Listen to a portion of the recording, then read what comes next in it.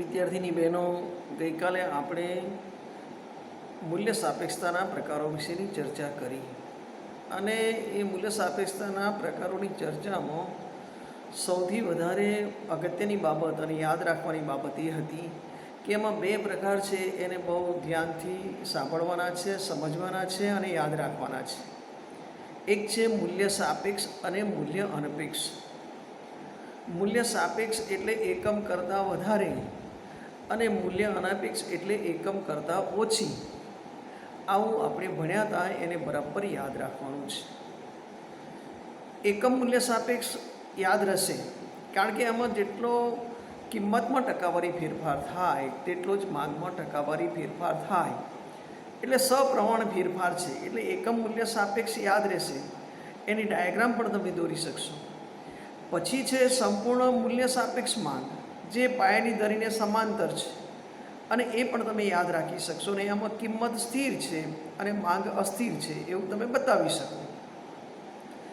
અને બીજો એક પ્રકાર રહ્યો જેને આપણે સંપૂર્ણ મૂલ્ય અનપેક્ષ માંગ કહીએ છીએ, એ છે લંબ ધરીને સમાંતર આકૃતિ. એટલે લંબ ધરીને સમાંતર છે એનો અર્થ શું કે અહીંયા માંગ ફિક્સ છે, સ્થિર છે અને કિંમત અસ્થિર છે. કિંમત અસ્થિર છે એનો અર્થ શું કે કિંમતમાં ગમે તેટલો વધારો ઘટાડો થાય, માંગ સ્થિર રહેવાની. એ જીવન જરૂરી ચીજવસ્તુની બાબતમાં બનતું હોય, અથવા તો એવી ચીજવસ્તુઓ કે જેને તમે જીવન જરૂરી બનાવી દેતા હોય કે એના વગર ચલાવી લેતા ન હોય તો એ જીવન જરૂરી ચીજવસ્તુ બની અને એ બધી ચીજવસ્તુઓ સંપૂર્ણ મૂલ્ય અનપેક્ષ બની.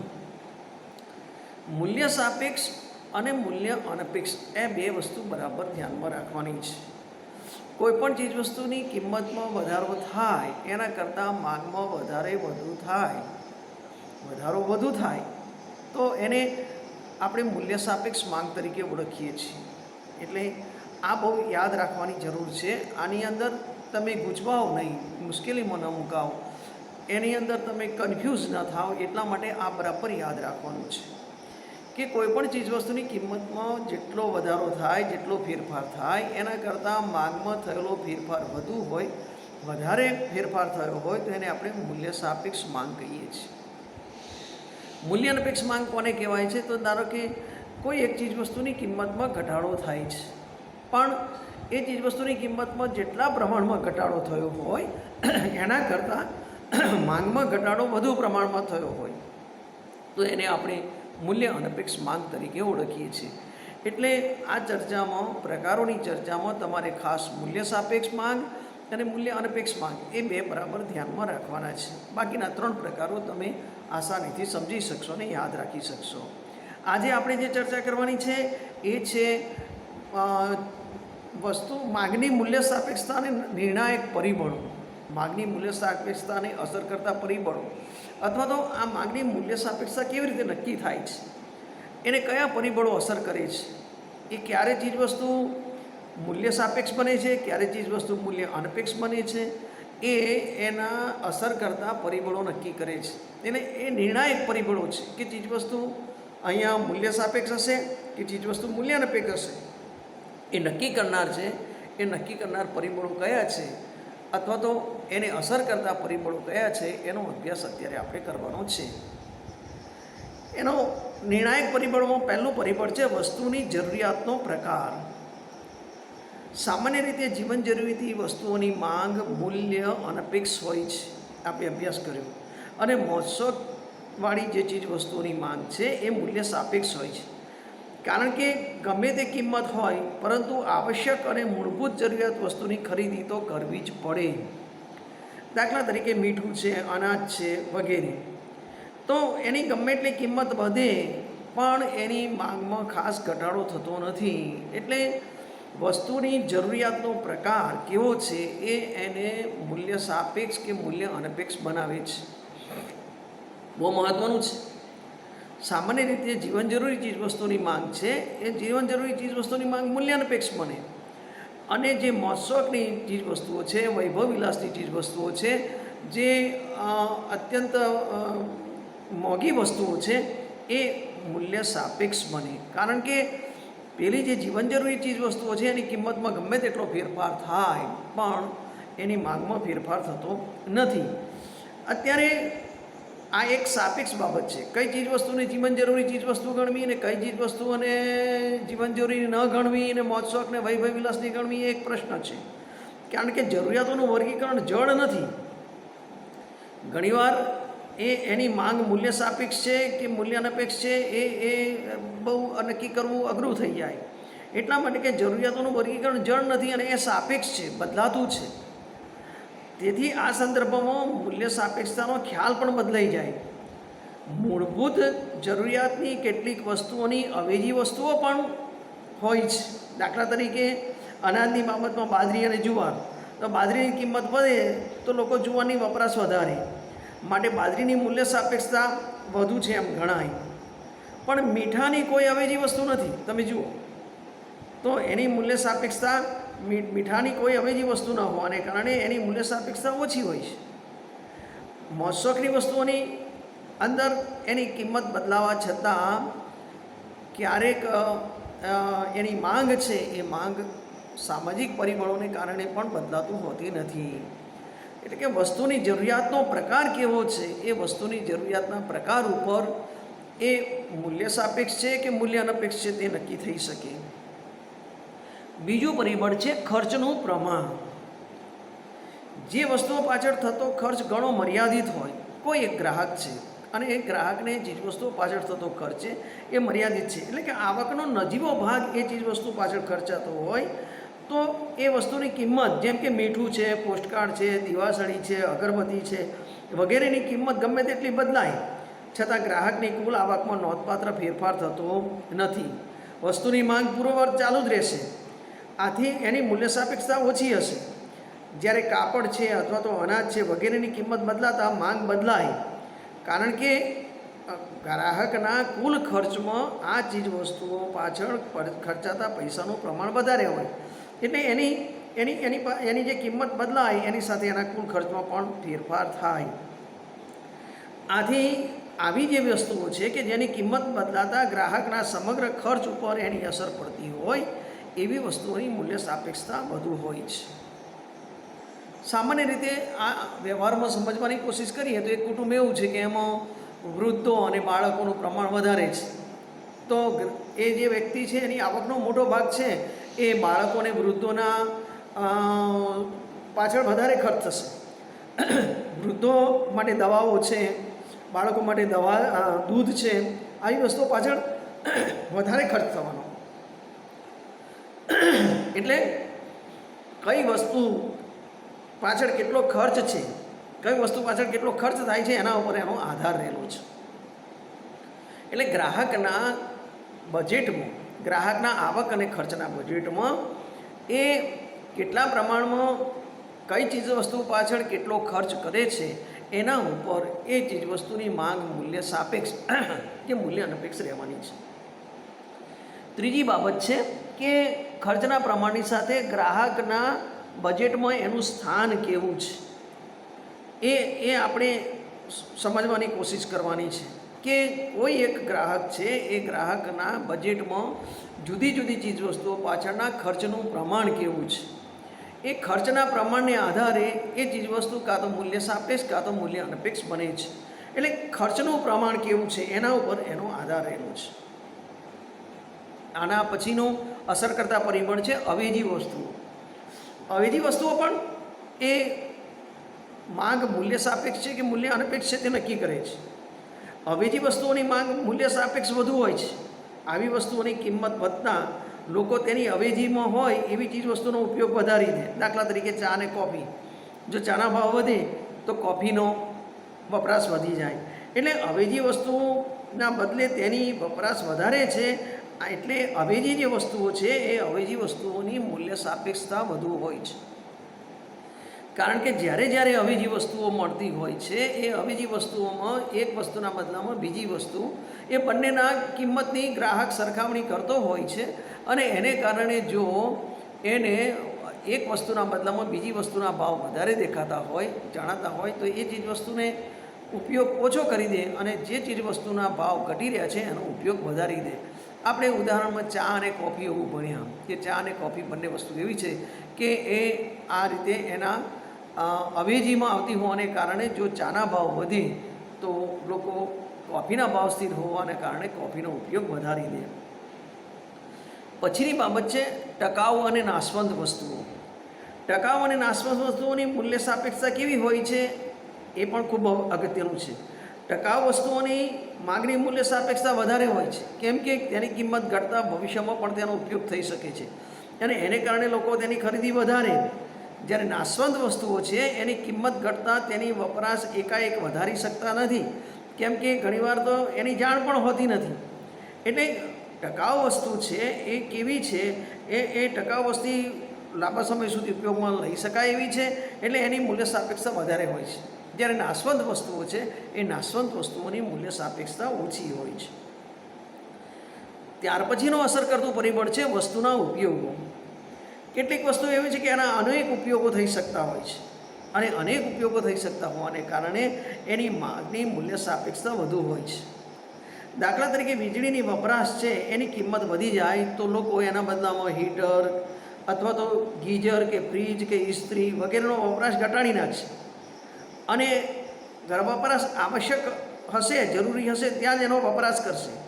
એટલે વીજળીના વપરાશની કિંમત ઘટી જાય તો દરેક ક્ષેત્રે તેનો ઉપયોગ વધી પણ જાય, પરિણામે માંગ વધે. એ જ રીતે તમે જુઓ, પેટ્રોલ છે, ખાદ્ય તેલ છે, રસોઈનો ગેસ છે, એ પણ આ રીતે અસર કરતા પરિબળ બને છે. અનેક ઉપયોગ ધરાવતી વસ્તુઓની માંગની મૂલ્ય સાપેક્ષતા વધુ હોય છે. જે ચીજ વસ્તુનો ઉપયોગ એક કરતાં વધુ જગ્યાએ થઈ શકતો હોય તો એને કારણે એની મૂલ્ય સાપેક્ષતા વધુ રહે છે.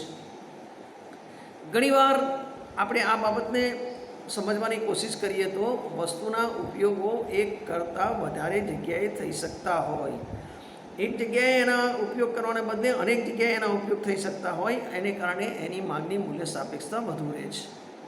કિંમત પણ એક અસર કરતા પરિબળ છે. કેવી રીતે કિંમત એક અસર કરતા પરિબળ છે કે અત્યંત ઊંચી કિંમતવાળી વસ્તુઓ માત્ર મર્યાદિત ધનિક વર્ગ દ્વારા જ ખરીદવામાં આવતી હોય છે અને આવી વસ્તુની કિંમતના ફેરફારની માંગ ઉપર ખાસ અસર જણાતી નથી. જેને તમે અતિશય મોંઘી વસ્તુઓ કહો, અતિશય ઊંચી કિંમતવાળી વસ્તુઓ કહો, અતિશય વૈભવ વિલાસવાળી વસ્તુઓ કહો, એવી વસ્તુઓની કિંમત જ્યારે ખૂબ વધી જાય અથવા તો એ મોટે ભાગે ધનિક વર્ગ જ ખરીદતો હોય છે અને ધનિક વર્ગ ખરીદતો હોય ત્યારે એ એના કિંમતના ફેરફારની માંગ ઉપર ખાસ અસર જણાતી નથી.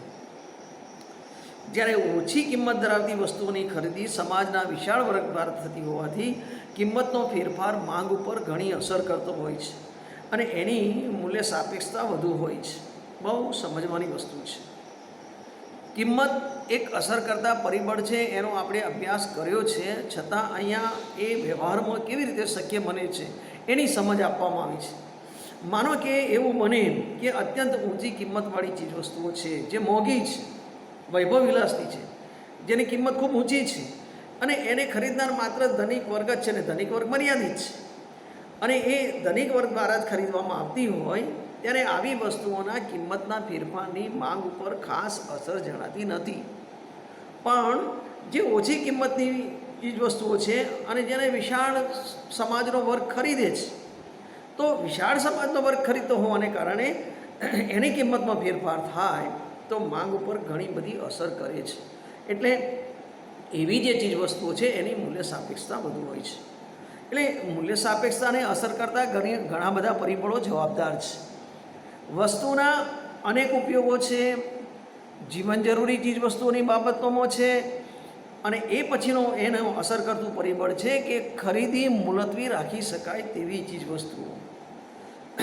જે ચીજ વસ્તુઓની ખરીદી મુલતવી રાખી શકાય એમ છે, એ ખરીદીનો જે માપ છે એ ખરીદી ભવિષ્ય ઉપર મૂકી શકાય એમ હોય તો એવી ચીજ વસ્તુઓની માંગ એ મૂલ્ય સાપેક્ષ બને છે અને જે ચીજ વસ્તુઓની ખરીદીનો ઉપયોગ મુલતવી રાખી શકાય એમ ન હોય, જે ચીજ વસ્તુઓની ખરીદી તાત્કાલિક કરવી પડે એમ હોય, જે ચીજ વસ્તુઓને જરૂરી છે અને જરૂરી હોવાને કારણે એને તાત્કાલિક ખરીદી કરવી પડે એમ હોય તો એવી ચીજ વસ્તુની માંગ મૂલ્ય અનપેક્ષ રહે છે. એટલે એ જે છે કે ખરીદી મુલતવી રાખી શકાય તેવી વસ્તુ છે કે એ ચીજ વસ્તુની ખરીદી તાત્કાલિક ધોરણે કરવી પડે તેમ છે, એ બંને બાબતો પણ આ મૂલ્ય સાપેક્ષતાને અસર કરે છે. જે ચીજવસ્તુ વગર ચલાવી શકાય એમ નથી, અથવા તો જે ચીજવસ્તુની ખરીદી મુલતવી રાખી શકાય તેમ નથી, એવી બધી જ ચીજવસ્તુઓ મૂલ્ય અનપેક્ષ બને છે. અને જે ચીજવસ્તુની ખરીદી માટે તમે ભવિષ્ય ઉપર છોડી દો છો અથવા તો એને મુલતવી રાખી શકો એમ છો, ભવિષ્યમાં ખરીદી કરવાની શક્યતાવાળી છે, એવી ચીજવસ્તુઓ એની મૂલ્ય સાપેક્ષતા વધુ હોય છે.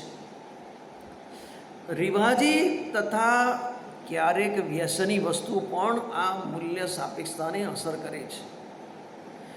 ચીજવસ્તુઓની કિંમતમાં ગમે તેટલો ફેરફાર થાય, પણ રિવાજી વસ્તુઓ છે જેને સમાજના ધારાધોરણો અસર કરે છે, અને એ સમાજના ધારાધોરણો અસર કરતા હોવાને કારણે એ ચીજવસ્તુ રિવાજી વસ્તુ બને, એ રિવાજમાં આવતી હોય, એટલે કિંમતમાં ફેરફાર થવા છતાં પણ એવી ચીજવસ્તુઓની ખરીદી કરવી પડતી હોય છે. કારણ કે માણસ છેવટે તો એક સામાજિક પ્રાણી છે, અને સામાજિક પ્રાણી હોવાને કારણે એ સમાજના નિયમો કે સમાજના ચોકટામાં રહેલો છે, એના બંધનોમાં રહેલો છે, અને એ સમાજના બંધનોમાં કે ચોકટામાં રહેલો હોવાને કારણે કેટલીક સામાજિક ધારાધોરણોને અનુસરવું પડે છે, અને એ સામાજિક ધારાધોરણોને અનુસરવું પડતું હોવાને કારણે એ જે રિવાજી ચીજવસ્તુઓ છે, એ રિવાજી ચીજવસ્તુની કિંમતમાં ફેરફાર થાય તો પણ એણે એ ચીજવસ્તુની ખરીદી કરવી પડે છે.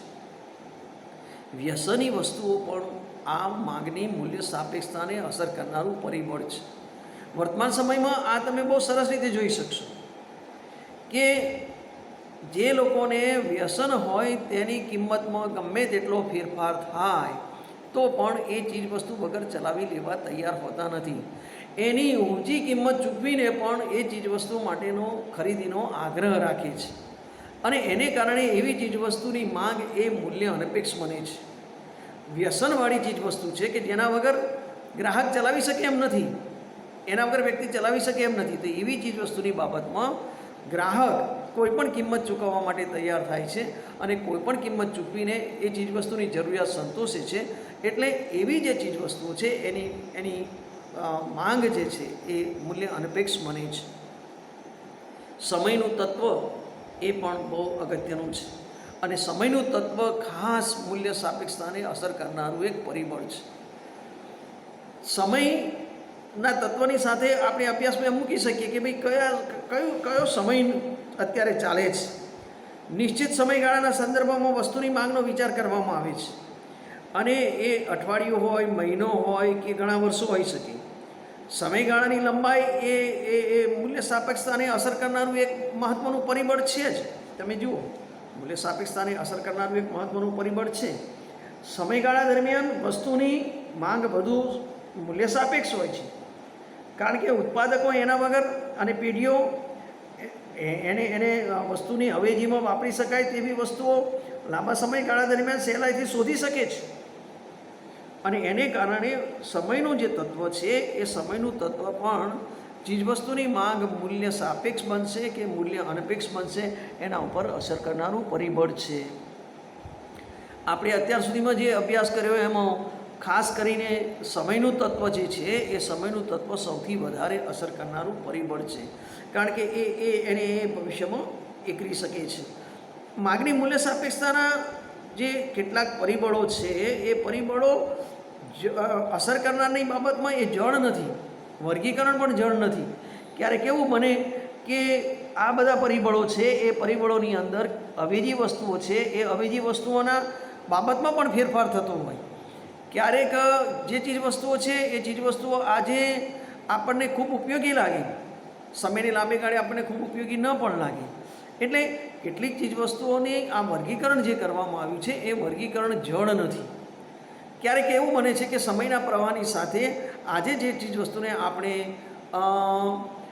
બહુ ખૂબ ઊંચી અથવા તો બહુ મોંઘી અથવા તો એને વૈભવ વિલાસવાળી ગણતા હોય, એ સમયના લાંબે ગાળે એ ચીજવસ્તુ આવશ્યક બની જતી હોય. એટલે સમયનું તત્વ પણ આ માગની મૂલ્ય સાપેક્ષતાને અસર કરનારું પરિબળ છે, એ જળ નથી. એટલે આ બધી બાબતો, વસ્તુના ઉપયોગો, અવેજી વસ્તુઓ, પછી અત્યંત મોંઘી વસ્તુ જેનો ધનિકો ઉપયોગ કરે છે એની પણ આપણે ચર્ચા કરી. ખર્ચનું પ્રમાણ કેટલું છે એની પણ ચર્ચા કરી કે ખર્ચના પ્રમાણમાં એ પોતાની આવકનો કેટલો ભાગ કઈ ચીજવસ્તુ પાછળ ખર્ચે છે, અને એ કેટલી ચીજવસ્તુઓ પાછળ ખર્ચે છે એ પણ એટલું જ મહત્ત્વનું બને છે. એટલે આની અંદર અભ્યાસમાં આપણે કેટલાક મુદ્દાઓનો અભ્યાસ કર્યો, એમાં સૌથી વધારે બાબત અસર કરનાર છે એ વસ્તુની જરૂરિયાતોનો પ્રકાર. એ વસ્તુની જરૂરિયાતોના પ્રકારની સાથે વસ્તુના કેટલાક ઉપયોગો થઈ શકે તેમ છે. વસ્તુની કિંમત કેવા પ્રકારની છે અને એ કિંમતમાં મોંઘી વસ્તુ છે કે જનસમાજ વાપરે તેવી વસ્તુ છે, અથવા તો એ ચીજવસ્તુ ટકાઉ છે કે નાશવંત છે. તમે શાકભાજીની બાબતમાં જુઓ, શાકભાજીની બાબતમાં ચીજવસ્તુ એકદમ કેવી એની એની એની એકદમ મૂલ્ય સાપેક્ષતા, ટકાઉ વસ્તુઓની મૂલ્ય સાપેક્ષતા વધારે, જ્યારે નાશવંત ચીજવસ્તુઓ છે એની મૂલ્ય સાપેક્ષતા ઓછી. શાકભાજી છે, દૂધ છે, એ ચીજવસ્તુઓ નાશવંત બને છે અને નાશવંત બનતી હોવાને કારણે એની જે મૂલ્ય સાપેક્ષતા છે એ મૂલ્ય સાપેક્ષતા ઓછી રહે છે. આમ ઘણા બધા પરિબળો એ મૂલ્ય સાપેક્ષતાને નક્કી કરે છે અને ઘણા બધા પરિબળો મૂલ્ય સાપેક્ષતાને નક્કી કરતા હોવાને કારણે એ કયા પ્રકારના પરિબળો કેવી અસર કરે છે એના ઉપર એ ચીજવસ્તુની માંગ મૂલ્ય સાપેક્ષ કે મૂલ્ય અનપેક્ષ રહેશે. અને એમાં આપણે અભ્યાસમાં અત્યાર સુધીમાં જે પરિબળો જોયા એમાં વસ્તુની જરૂરિયાતોનો પ્રકાર, એ વ્યક્તિની આવકમાં ખર્ચનું પ્રમાણ કેટલું છે, કઈ ચીજ વસ્તુ પાછળ કેટલું ખર્ચ કરે છે તે, ગ્રાહકોને એ એ એ કે મોંઘી વસ્તુ છે કે સામાન્ય જનસમાજ વાપરે તેવી વસ્તુ છે, અવેજીની વસ્તુ છે, અથવા તો વસ્તુના ઉપયોગો કેવા છે, રિવાજી વસ્તુ છે, ખરીદી મુલતવી રાખી શકાય તેમ છે, સમયનું તત્વ છે. આમ એક કરતાં ઘણા બધા પરિબળો એ મૂલ્ય સાપેક્ષતાને અસર કરે છે. અને એ મૂલ્ય સાપેક્ષતાને અસર કરતા પરિબળોમાં આ ખાસ અગત્યના પરિબળો જોઈએ તો વસ્તુની જરૂરિયાતોનો પ્રકાર, અવેજી વસ્તુઓ, વસ્તુના ઉપયોગો, એ ચીજ વસ્તુની કિંમત, એ ચીજ વસ્તુ ટકાઉ છે કે નાશવંત, આ બધા જ પરિબળો એને અસર કરે છે. અહીંયા આપણે આટલી ચર્ચા પૂરી કરીએ છીએ. હવે પછીના પ્રવચનમાં આપણે એ આ જે મૂલ્ય સાપેક્ષતા છે એ મૂલ્ય સાપેક્ષતાનું અર્થશાસ્ત્રમાં શું મહત્ત્વ રહેલું છે એની ચર્ચા કરીશું. મૂલ્ય સાપેક્ષ, મૂલ્ય અનપેક્ષ બંનેને સમજવાની કોશિશ કરજો. એને અસર કરતા પરિબળોમાં ખાસ તો આ પરિબળો જે છે એ બહુ અગત્યના છે. વસ્તુની જરૂરિયાતનો પ્રકાર કેવો છે, એની ગ્રાહક એ ચીજ વસ્તુ પાછળ ખર્ચનું પ્રમાણ કેટલું રાખે છે, અવેજી વસ્તુઓ કેટલી છે, ટકાઉ અને નાશવંત વસ્તુઓ કેટલી છે, ટકાઉ વસ્તુઓ પાછળની અને નાશવંત વસ્તુઓ પાછળની મૂલ્ય સાપેક્ષતા જુદી જુદી છે, ખર્ચનું પ્રમાણ, ચીજ વસ્તુની કિંમત, આ બધા જ પરિબળો એને અસર કરે છે. અને એ અસર કરતા પરિબળો એ માંગ મૂલ્ય સાપેક્ષ હશે કે મૂલ્ય અનપેક્ષ હશે તે નક્કી કરે છે. શરૂઆતના અભ્યાસમાં આપણે પણ એ પણ ચર્ચા કરી હતી, જો યાદ હોય તો, કે સૈદ્ધાંતિક રીતે આપણે 5 પ્રકારનો અભ્યાસ કરીએ છીએ, પણ સૌથી મહત્ત્વનો અભ્યાસ એ 2 પ્રકારનો છે. એ ચીજવસ્તુની માંગ કાં તો એકમ કરતાં વધુ, કાં તો ચીજવસ્તુની માંગ એકમ કરતાં ઓછી હોઈ શકે. અને આ 2 પરિબળો જ એ વ્યવહારમાં માંગની મૂલ્ય સાપેક્ષતાને અસર કરતા પરિબળો બને છે. આની ચર્ચા આપણે શરૂઆતમાં કરી હતી, એને પણ સમજવાની કોશિશ કરજો. હવે પછીના આપણા પ્રવચનમાં, હવે પછીનું વિડીયો પ્રવચન જે છે એ આપણે માંગની મૂલ્ય સાપેક્ષતાનું અર્થશાસ્ત્રમાં શું મહત્ત્વ રહેલું છે એને વિશે ચર્ચા કરીશું. હાલ આ ચર્ચાને પૂરી કરીએ છીએ. Thank you very much.